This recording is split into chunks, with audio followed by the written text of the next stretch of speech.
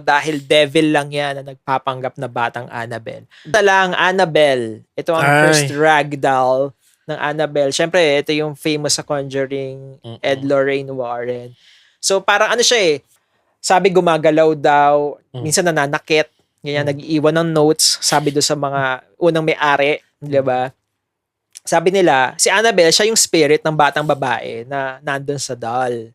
Kaya tinawag na Annabelle. Pero sabi naman ni na Ed and Lorraine Warren, hindi yan totoo dahil devil lang yan na nagpapanggap na batang Annabelle para magpaawa. So ngayon nandun siya sa occult museum nila, di ba? Yung positively do not open yung cage. Oo, secured siya.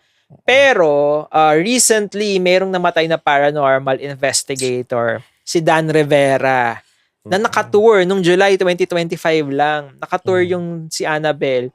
Pero suddenly, namatay siya sa Gettysburg, Pennsylvania noong last July, and he was found dead sa kanyang hotel room after a tour stop featuring Annabelle, the allegedly cursed doll. Nag-tour si Annabelle? May tour, oo. Ayun, although hindi present si Annabelle do sa room nung namatay si Dan Rivera. Yung cause of death niya still under investigation. Pending pa yung autopsy report. So, hindi pa natin alam kung ano talaga yung kinamatay niya. Pero may nagsasabi na testament to sa curse ni Annabelle.